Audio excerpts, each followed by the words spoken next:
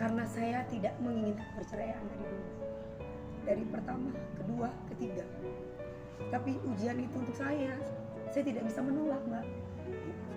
Jadi kalau ada sesama perempuan bilang, kok doyan banget kawin, kok doyan banget cerai gitu ya.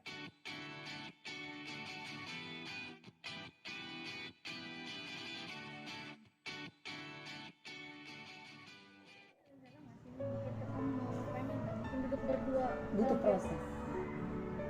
Aku sakit, Mbak. Butuh proses. Aku bilang sama Bang Sandi, tabayun, banyak istighfar kata Bang Sandi. Iya, dipertemukan, belum mampu. Karena saya tidak menginginkan perceraian dari dulu, dari pertama, kedua, ketiga. Tapi ujian itu untuk saya tidak bisa menolak, Mbak. Jadi kalau ada sesama perempuan bilang, kok doyan banget kawin, kok doyan banget cerai gitu ya. Loh, kalau saya menggugat itu saya doyan cerai. Ini saya digugat loh, saya itu tergugat. Dari pertama menikah, kedua introspeksi, saya selalu introspeksi. Tapi yang saya tahu perceraian itu kan pasti karena perselingkuhan. Sedangkan 3 suami saya tidak pernah selingkuh. Saya harus kekeras. Saya tidak pernah KDRT, saya tidak pernah melakukan yang kayak gimana-gimana. Jadi ini takdir saya yang belum tentu wanita lain bisa mempunyai takdir yang sama seperti saya. Ini katanya butuh waktu untuk ketemu. Emang kalau ngeliat tangga kenapa sih ini?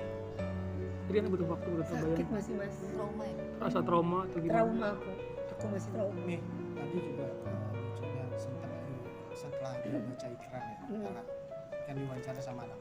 Nah, ini Mas Angga sendiri akhirnya mengungkapkan masa-masa perjuangan kalian berdua. Gitu, seperti kayak ada penyesalan sendiri. Itu melihatnya gimana? Perjuangan? Perjuangan kalian berdua. Dia bercerita. Yang saya mungkin dia menceritakan Momen awal kenalan. lagi bahagia. banyak pengorbanannya ketika mau menikahi, Iya, banyak perjuangan. berjuang. bagaimana caranya meyakinkan Ya kan Anda? saya bukan perempuan murahan mas. Menerima saya juga pasti harus butuh perjuangan. Maaf ya, saya nangis bukan karena saya menyesal atas perceraian ini. Saya menangis hanya karena ya Allah, saya cuman alhamdulillah saya masih dikasih kemampuan untuk bisa menghadapi semua. Saya melihat keluarga-keluarga yang lain bersama keluarga yang lain utuh, itu saya merasa hati saya, kapan saya bisa memiliki keluarga yang utuh, bahagia. Cuman itu. Tapi kalau dibilang bahwa perjuangan, iya hidup butuh berjuang, Pak. Gak ada hidup itu instan.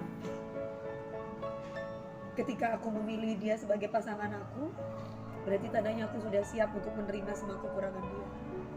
Jadi kalau ada yang bilang, kok sekarang bicara masalah duit, gak ada bicara masalah duit.